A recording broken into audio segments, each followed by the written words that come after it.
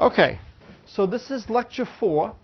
So I think we talked a little bit about Fibonacci's at the end of the last lecture where we were talking about tiling a 2 by n very long, thin, rectangular checkerboard. This is not the most natural way to introduce the Fibonacci numbers. They occur in a variety of places. I want to spend a few moments and talk about recurrence relations. How many of you have seen recurrence relations before and how to solve recurrence relations? Okay, so I'm not seeing an enormous number of hands go up, but it's also 9 a.m., so I know sometimes it takes a little while to warm up. I want to talk about how to solve recurrence relations because it's such an important topic. And it uses one of my favorite methods of mathematics, which I mentioned, the method of divine inspiration.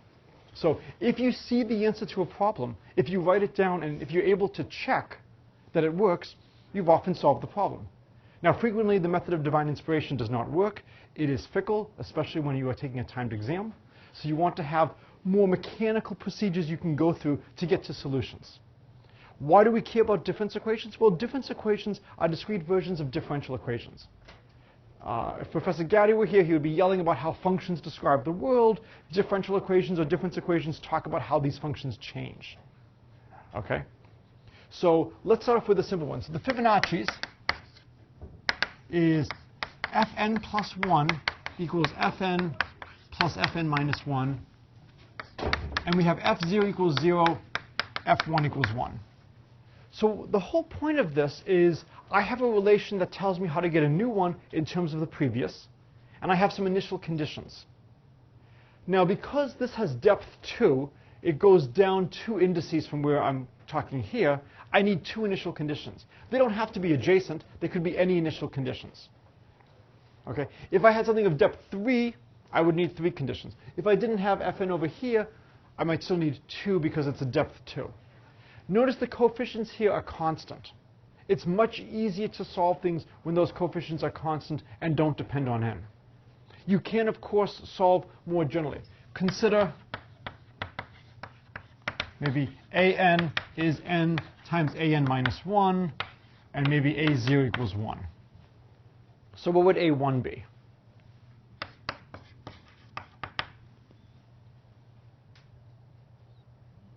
So just be 1 times a0, which is, and then a2 would be times a1, which would be 2. All right, so it looks like a3 should just be 3. Probably not. a3 is 3 times a2. How should I really write the 2 here? I shouldn't write it as 2. I should write it as 2 times 1. When I write it as 2 times 1, it's more illuminating what's going on. This is now 3 times 2 times 1, and we see these are just the factorials. And so here's an example of a difference equation. It's of depth 1. I only need 1 initial condition. And I can solve it, and it has non-constant coefficients. In general, if the coefficients are not constant, it becomes significantly harder. Okay? So this is an example of the type of problem I want to study. There's lots of applications. I want to now go through the method as to how you would solve it. So I'll do it for the case of the Fibonacci numbers, and then I'll leave the generalization to you. So consider, again, I've just erased it, the Fibonacci recurrence. So fn plus 1 is fn plus fn minus 1, f0 equals 0, f1 equals 1. We talked last time about guessing what a solution looks like, what its shape looks like. We very quickly can see that fn plus 1 is thus equal to twice fn, because the sequence is going to be increasing. And it should be greater than or equal to twice fn minus 1. So what does this suggest? It suggests fn is growing slower than 2 to the n, and probably faster than square root of 2 to the n. I may be off a little bit by the constant as I go all the way down to the beginning. I don't really care about that. Basically, every time I increase the index by 1, I at most double fn. So it's going to be growing slower than 2 to the n. And every time I decrease the index by 2, I go down by at most a factor of 2. So this tells me that the growth rate of the Fibonacci's is somewhere in this realm. So it's natural to guess that Fn is R to the n.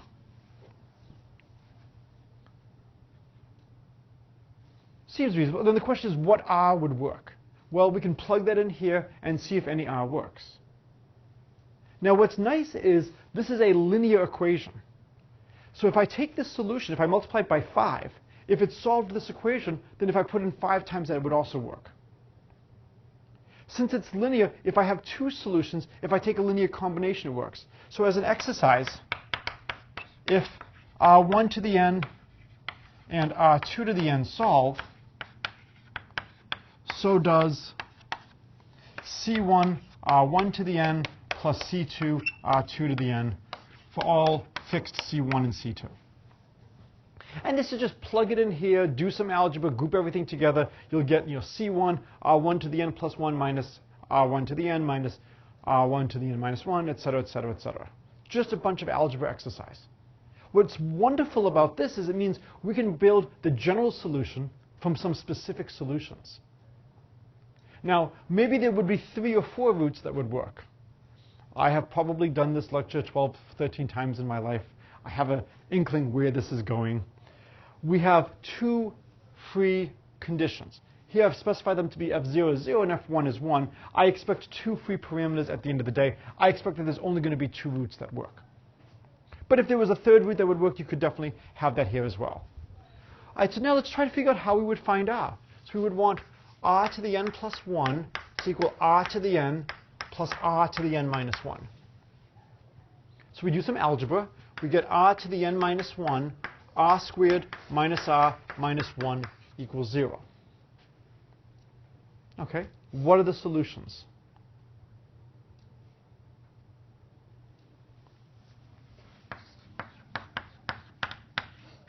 What are the possible solutions?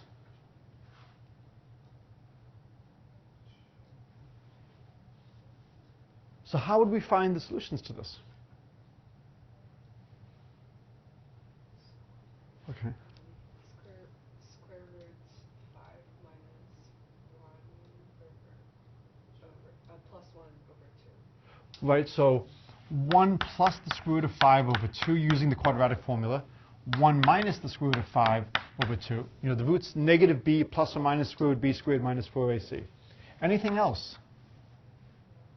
0. And 0, right? We always have to be careful and not throw away solutions. Well, if one of the roots is 0, 0 to the nth is 0. A multiple of 0 to the nth is still 0. I'm not really worried about the root from 0. It's there. It is a root to this equation.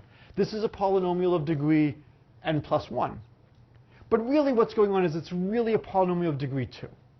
This r to the n minus 1 floating outside, it's just padding us with a bunch of zeros. There's no real meat coming from that, because it's just going to keep generating 0, 0, 0, 0, 0. Okay? So these are the roots that really matter. This one and this one. The other ones don't matter.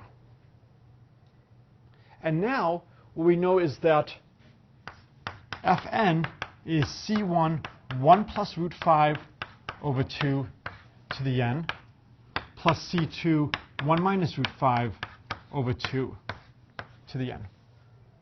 And now all we have to do is solve for C1 and C2 using the initial conditions.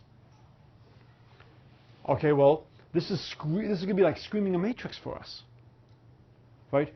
If we put in the values of F0 and F1, I will write out in its full glory 1 plus root 5 over 2. When we put things to the, I'll do it slowly. So we take the n equals 0 term, and we get C1 plus C2 equals 0. And then we take the n1 term, and we get C1 1 plus root 5 over 2 plus C2 1 minus root 5 over 2 equals 1. So we have 2 equations and 2 unknowns.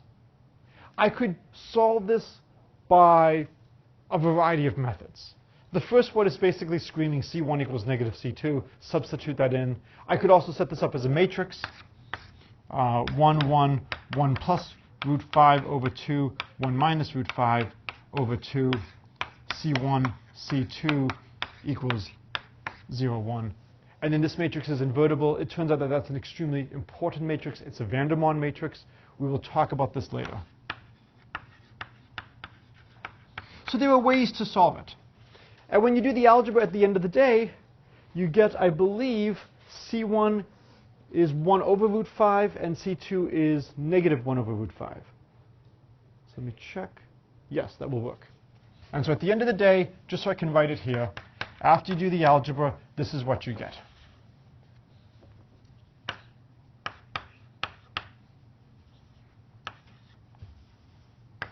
So this is one of my favorite formulas in all of mathematics.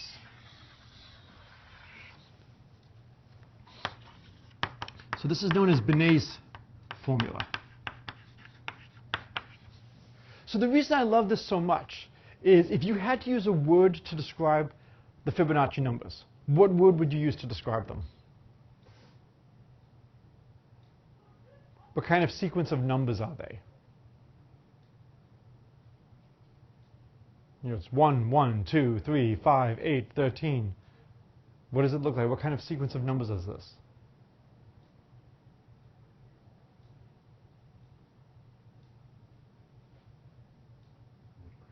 So it's increasing. What other words could you use? There's lots of sequences of increasing numbers. Do these numbers all have a common property? Positive. They're all positive. What else? Integers. Right? They're not prime. They're not all even. They're not an arithmetic progression. You know, it's a new sequence of numbers, but they're all integers. Does this look like this gives you an integer? You know, if a Fibonacci number beats you up in public, and there's a police lineup where they have a bunch of candidates, and you just remember it was some integer that gave you the beating, that's not going to look like an integer. This is an extremely useful representation of the Fibonacci numbers. There's a lot we can get from this. The first is, notice that this number here is going to be a little bit larger than 1. It's about 1.6. This number here is less than 1 in absolute value. What does it mean to be less than 1 in absolute value? As I raise this to the nth power, this term is going to 0. What this means is the nth Fibonacci number is approximately right here. In fact, it's the closest integer to that number. So if I want to calculate the millionth Fibonacci number, this is a trivial problem. 0, 1, 1, 2, 3, 5, 8. I can train my kids to do this. They'll die first. But it's not hard, right? I can just go blur, blur, blur. This allows us to jump to the millionth or the billionth or the trillionth term in the sequence. It allows us to get asymptotic behavior. It's phenomenal how valuable a formula like this is. It's really worth stopping and thinking about this. I will say for another day how you would actually evaluate this quickly. You know, if n is large, like 1 billion, this means we have to do 1 billion multiplications. It turns out we can do this in far fewer than 1 billion multiplications. There's a way to multiply numbers quickly. There's a way to multiply numbers very fast. Not surprisingly, it's called fast multiplication. And instead of taking on the order of n steps, it takes on the order of log n steps. Log n is very doable. So not only is this an explicit formula, it's a usable explicit formula. So it turns out if I give you a more general recurrence relation, all you have to do is go through here. If you have different coefficients here, you would then get a different characteristic polynomial over here. So this is the characteristic polynomial.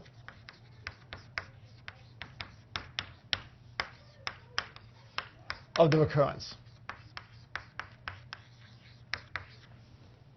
And then the question is, no matter what recurrence relation I give you, if it's of finite depth and constant coefficients, will it always have a full set of solutions? Will I always be able to solve it like this? So there's only one situation that you have to be a little bit careful about. And so let's just quickly look at that. So imagine I give you an plus 1 is twice an minus an minus 1. And I'm not going to bother giving you the initial conditions right now because I don't need them for step 1. I only need them when I'm trying to determine the c's at the end of the day. So how do we start off? What do we guess the solution is? What should we guess?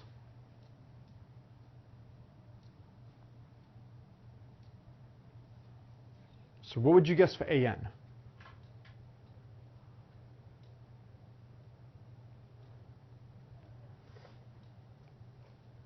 So what do we do for the Fibonacci's? What do we guess for the Fibonacci's?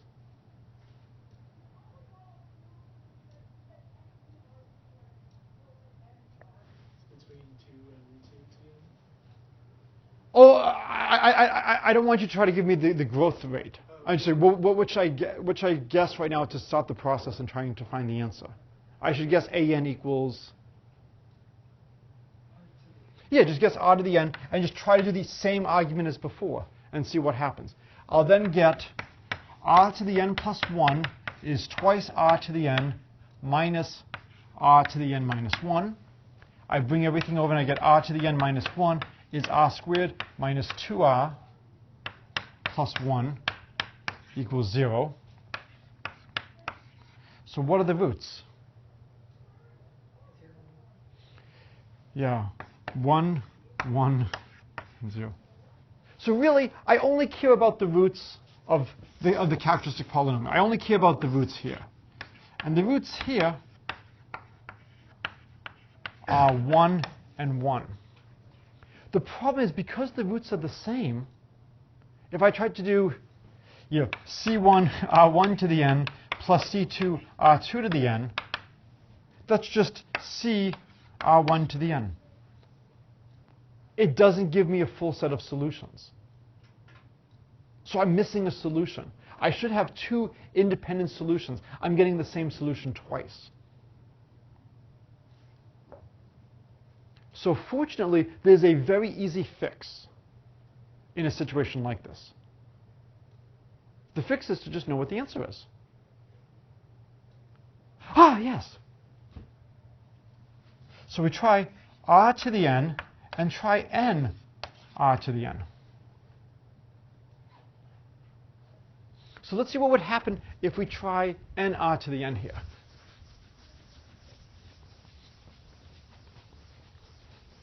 So we'll assume R satisfies the recurrence relation. So we would now have n plus 1 R to the n plus 1 equals 2n R to the n minus n minus 1 R to the n minus 1. Now for this problem, we actually know what R is. For this problem, what does R equal?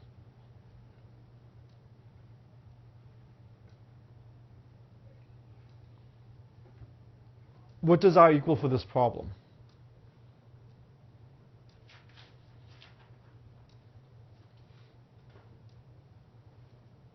So 1. R equals 1. But I can do it a little bit more generally right now. What you'll notice is I have terms that depend on n and terms that depend only on constants. I'm going to collect them together. So the terms that have an n, I'll have an n, an n, and an n. So I'll get n, and it'll be R to the n plus 1 minus 2R to the n minus R to the n minus 1. And then I could have put it R equals 1, but the nice thing about doing it this way is you can see that when I take a root, I get back the characteristic polynomial, that will vanish. The next term is the constant term, and I've got just a 1, so I'll get an R to the n plus 1.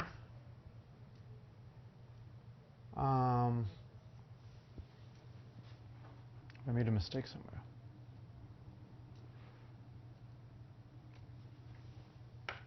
And then I guess here, I guess I want to be subtracting these. So I want to subtract this, so this should be added, and I want this to equal 0. All right, so when I have the n term, I'll have the following. And then this would have been a plus over here, which would have been my recurrence from before. Great. And now for the other one, I'll have an R to the n plus 1. And then I think just and then a minus R to the n minus 1. Okay. And then over here, at this point now, I will now need to know over here that this is a special root. And over here, I can factor out an r to the n minus 1, and I'll get an r squared minus 1. And since r equals 1, that too will vanish. So at least for this particular example, the method worked. And we could show that trying nr to the n also solved the recurrence relation. The question is, will this work in general? How do you come up with this? What do you think would happen if we had a triple root? So double root was r to the n and nr to the n. What do you think we would do for a triple root?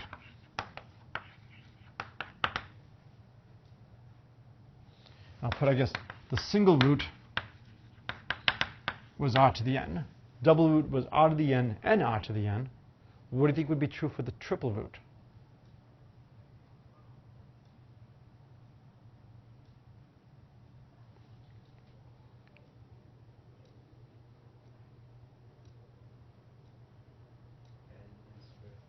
Yeah, r to the n and r to the n. These should still work exactly as before. But now we have a third root that we should need. So r to the n and r to the n, and probably n squared r to the n. And if we had a quadruple root, we'd probably go up to an n cubed. And that would be our number of needed independent things. Now the question is, why does this work?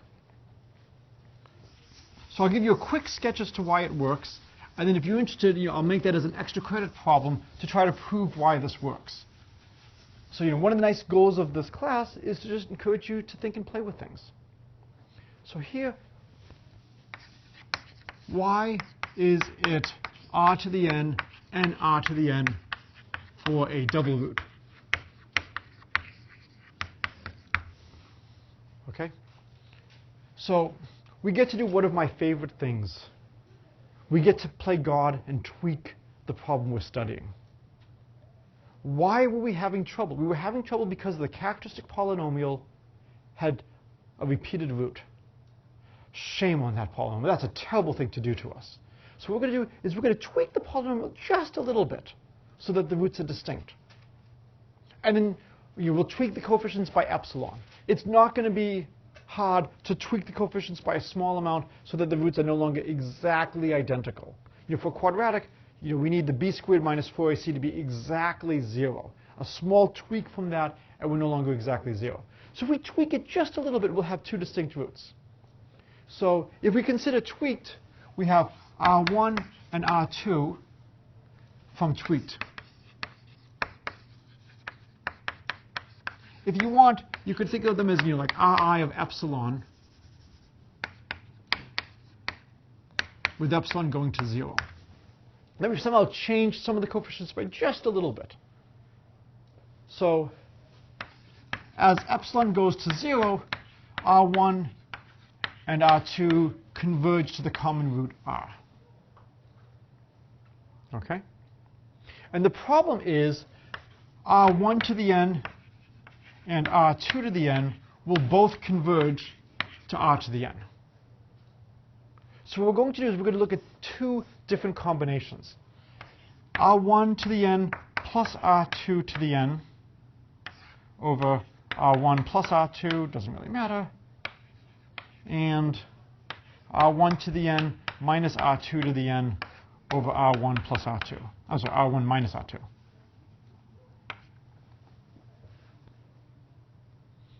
The denominators don't really matter. It's just a constant. It would just change what my c's are. So really, if I want to, I can multiply by c1 equals r1 plus r2, and c2 is r1 minus r2 to cancel those. And if I look at these, if I put a plus 1 here and a minus 1 here, the r2 terms reinforce and the r1 terms cancel. So if I do plus 1 minus 1, I get twice r2 to the n. If I do the other way, I can get it r1 to the n if I do 1 and 1. So I can really recover the roots r1 to the n and r2 to the n from this linear combination. So if you think back to linear algebra, the whole point of linear algebra is to come up with a better basis for the problem. The set of solutions spanned by these two is the same as the set of solutions spanned by these two. If you gave me 4r1 to the n plus 3r2 to the n, I can figure out what multiples of these I need. If I give you 5 of these and 7 of these, I can figure out what multiples I need here. It's much easier to figure out what I need from here to get to here, but you can go in both directions. If I take the limit now as epsilon goes to 0, then this is going to go to twice r to the n over twice r. So this is going to really go to r to the n minus 1. Does it really matter that it's an n minus 1 and not an n? No. I can just shift c by the constant r. This is going to one of my solutions that I need to get. What does this go to as epsilon goes to 0?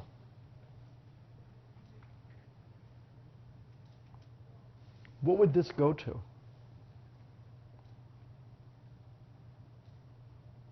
Not as clear. But you should have a guess.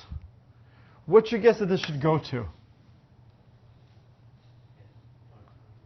Yeah, it should go to n r to the n minus 1. Does this look like anything you've seen before? A little bit like the geometric series. I would say something else, but it's written in a way that you often don't see. We can factor out R1. So you could factor out an r1 minus r2. And that's a great way to attack the problem. Factoring is terrific here. But does this look like an expression you've seen anywhere in your life? Should I be applauded for introducing you to a highly original piece of mathematics? Or is this really something you've seen before but haven't really remembered that you've seen this? What does this look like? And the hint is the only prereqs for this class are linear algebra and calculus. And we've been hitting linear algebra heavily, so we should probably hit something from calculus. L'Hopital's rule, derivatives. Right? If you think back to the definition of the derivative, normally we like to do f of x plus h minus f of x over h.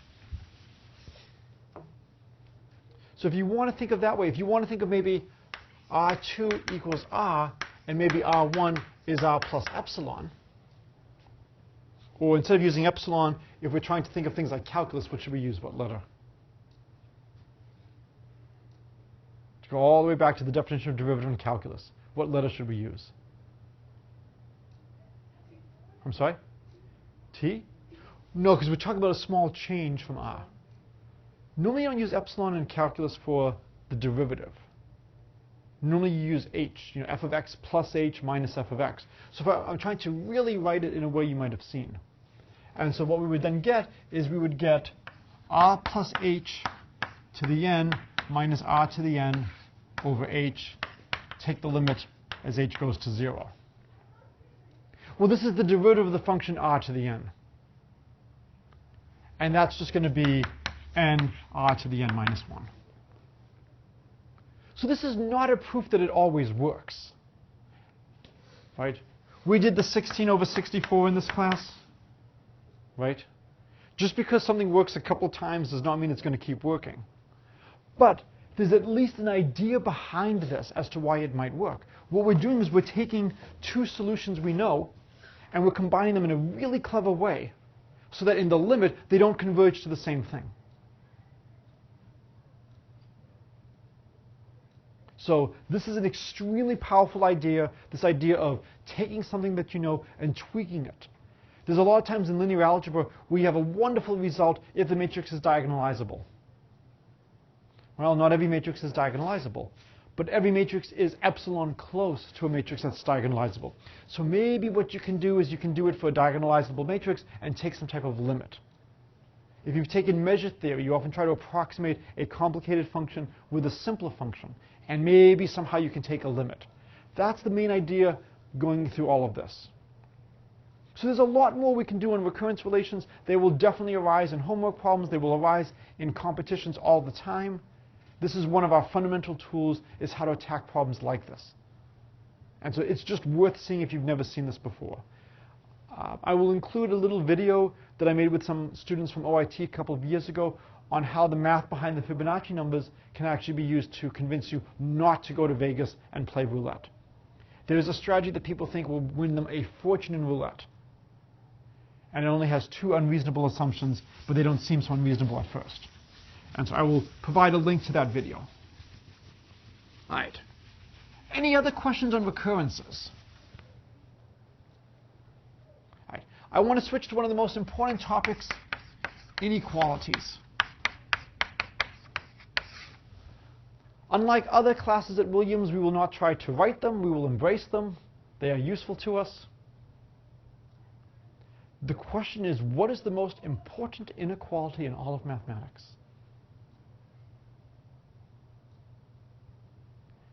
The further you go, the more inequalities you know. If you've taken probability, you've got Chebyshev, you've got Markov. You've got lots of very powerful inequalities. A lot of people believe the following is the most important inequality in all of mathematics. I will try to explain it completely. Let x be in R, then x squared is greater than or equal to 0.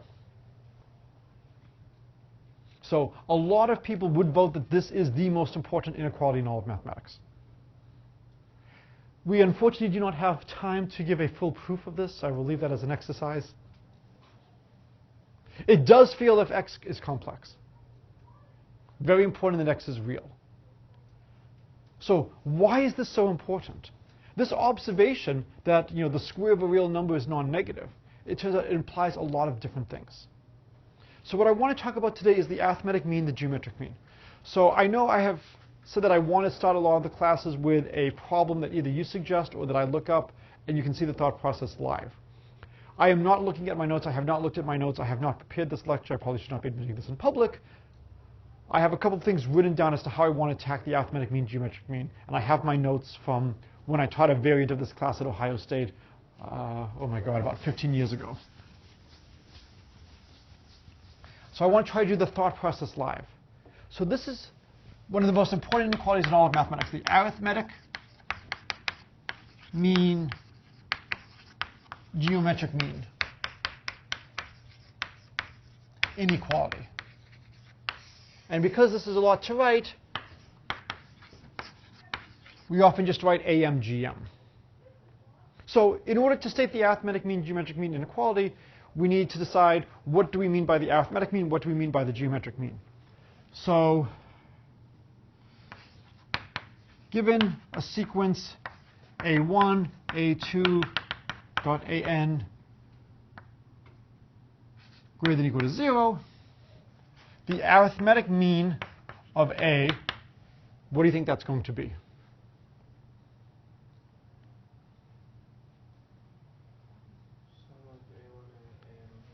Yeah. So A1 plus A2. So it's just the regular average. This is the one we're most used to seeing. How many of you have seen the geometric mean? So the geometric mean is going to be A1 times A2 times AN to the 1 over n. It turns out these are two extremes. There's infinitely many means between them. This is basically looking at things with the first power. This is looking at things with the nth power. These are symmetric polynomials. The next one would be the sums of all pairs of things. What power do you think we would then take it to?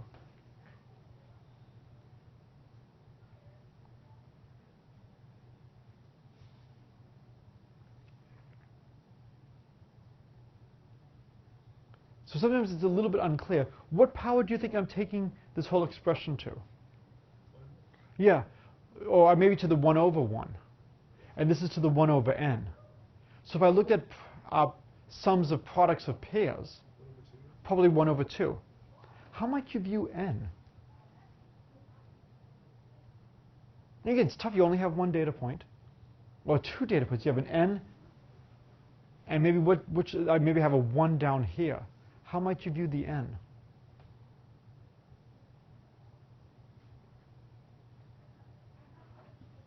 So how is n related to what's going on upstairs, and how is 1 related to what's going on over there? N choose. Yeah, maybe the next one would be n choose 2. If I'm trying to guess what should come next, maybe I should view this as n choose 1, maybe I should view this as n choose n, maybe I view this to the power 1 over. And so if I were to look at this, the second mean, maybe it would be the sum of ai, aj, I does not equal j, divided by n choose 2 to the 1/2 power. So I'll leave this as an exercise. I'll put out a link to a really nice article on this by some of my colleagues on a whole chain of means you can have between these. And the different means have different properties. So for instance, over here, imagine I'm looking at average income of your parents. And Bill and Melinda Gates decide to enroll their kid at Williams, and their kid now enters this class. Will that sizably affect the mean? Which one? This mean it will sizably affect. For the most part, it will dwarf everybody else in this classroom. If that is not the case, please see me afterwards. Over here, it's not going to be as effective because we're taking that to a power. So the effect is lessened. So the different means are very useful for examining different things. So there is a relationship between the arithmetic mean and the geometric mean. If you forget the relationship, one thing you can do is you can take a sequence that's easy to work with. Now, do you have any thoughts when the arithmetic mean and the geometric mean might be the same?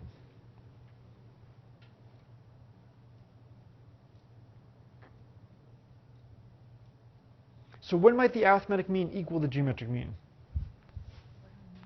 All the AI, sorry. Good. AM equals GM if AI equals AJ. So then the question is, what happens if they're distinct? Or if at least two things are different?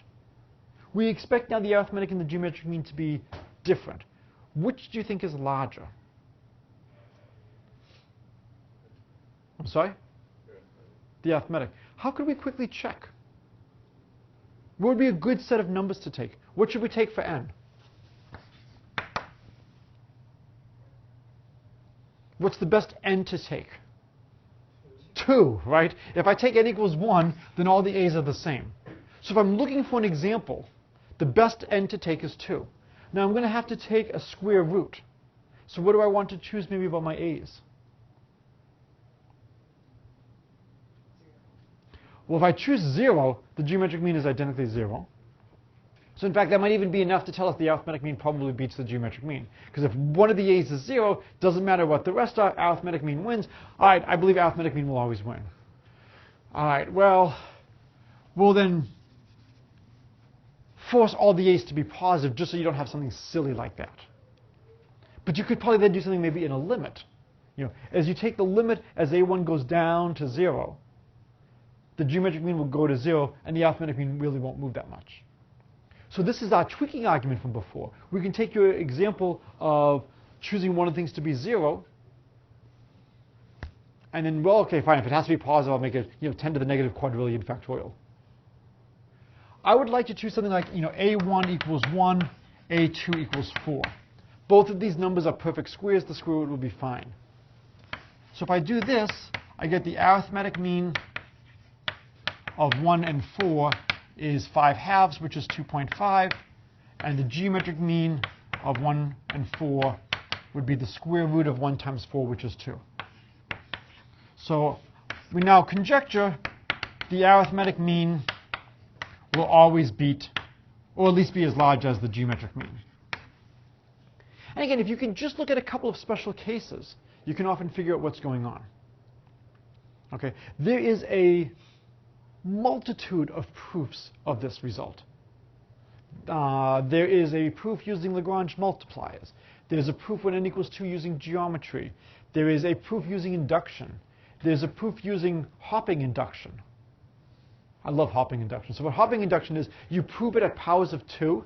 So you prove it at 2, 4, 8, etc. And then you walk backwards so you get the ones you miss.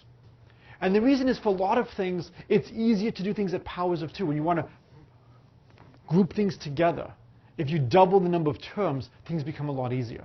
So you prove it at powers of 2, and then you have to fall downwards to get the ones you missed. So there's lots of different ways of doing the proofs. I think it's really worth going through this. Inequalities is one of the cornerstones in problem solving. When you start getting into higher mathematics, you often want to estimate what's the main term, what's the error term.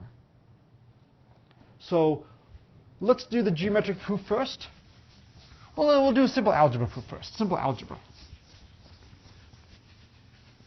So let's consider A1 and A2. Okay, so I want to prove A1 plus A2 over 2 is greater than or equal to the square root of A1, A2.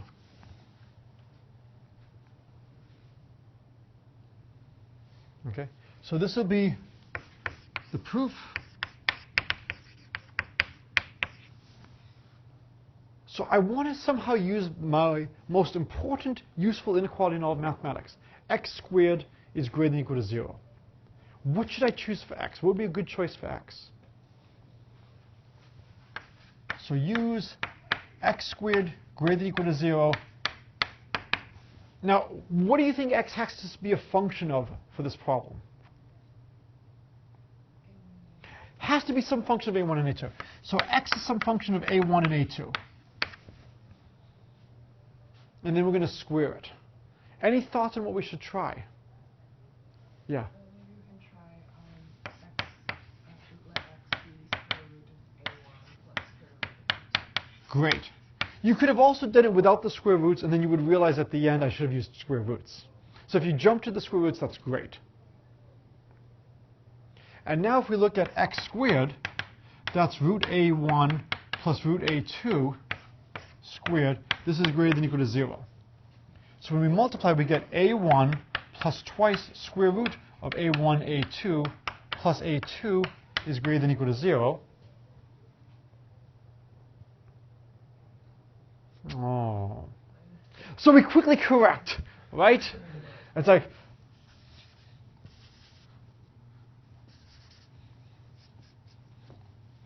so very small correction.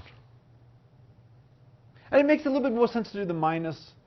Otherwise, we're screwing. So now we have something like this. And now we would get a1 plus a2 over 2 is greater than or equal to the square root of a1, a2. And if we hadn't used square roots, we would have then gotten a1 squared plus a2 squared over 2 is greater than or equal to a1, a2. And then we would have realized, oh, okay, let's just square root it. So again, what I really want you to see is not just the result, but the thought process of how you might get here. So the arithmetic mean, geometric mean, is just a consequence of x squared as non-negative. It's a useful consequence. You want to isolate this and use it again and again. I am assuming no one has ever taken the derivative of the following function, x to the 1701. All right, what's the derivative of x to the 1701? Right.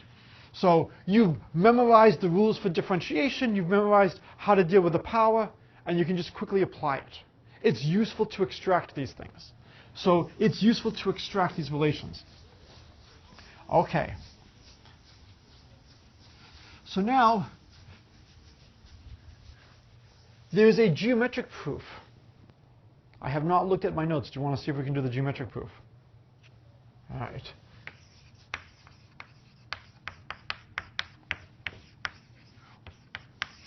When I was in high school, I always did the geometry round in the math competitions. Geometry was hated by most people because it had been years since they had done it. This is why I always wanted to do the geometry, so that I would remember. So I don't remember much. I remember there's some picture of a circle with lines crossing. I remember that from the proof years ago. All right, so I have a circle. Most important point is the center. I want to choose A1 and A2.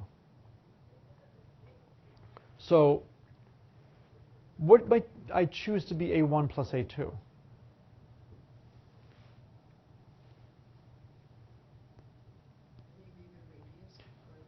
Yeah, so I've got two choices, the radius or the diameter. Let's try the diameter. So here is A1, and then here is A2.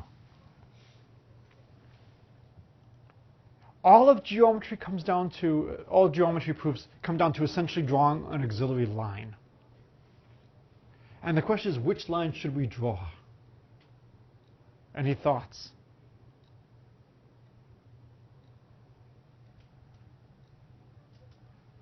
Maybe if we take like the line perpendicular to the diagonal. Yes. Why would we want to take a line perpendicular to the diagonal? Because we would have a right. We would have right triangles. We love right triangles. You know, if you had to choose, you would choose either a right triangle or, if the triangle can't be right, what would it be? Equilateral, right? We're allowed to discriminate among triangles. We're allowed to have favorites.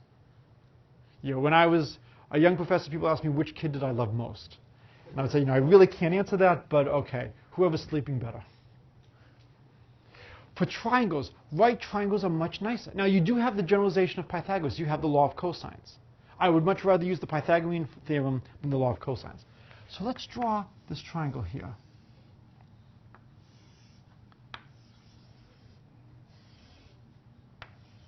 Okay, so let's call this x, x. So now we've got to figure out the relations. Now there is a relationship between x and the a's. Does anybody remember? Yes? X squared equal a1 plus a2, a1 times a2. So now let's see what we get. So how would we get that? So if we call this h, this is h. We could call this b. So we could get a1 squared plus x squared equals b squared. A2 squared plus x squared equals h squared. But we have another right triangle. We have the right triangle up here, right? And that one is going to give us b squared plus h squared is a1 plus a2 squared. I'm liking the a1 plus a2. And so now, if we add these two equations, b squared plus b squared, b squared plus h squared, we would get, we would get b squared plus h squared is a1 squared plus a2 squared plus 2x squared, and this is a1 plus a2 squared. So now what do we get? If we expand things out, a1 squared plus a2 squared plus 2x squared is a1 squared plus 2 a1 a2 plus a2 squared. A2 squared dies, a1 squared dies, the 2 dies, and we get x is a1 a2 square root. So the length of x is the square root of a1, a2. Finish the proof. How do we get the arithmetic mean, geometric mean from this?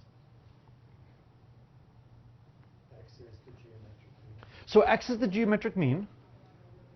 The arithmetic mean is the radius. Yeah.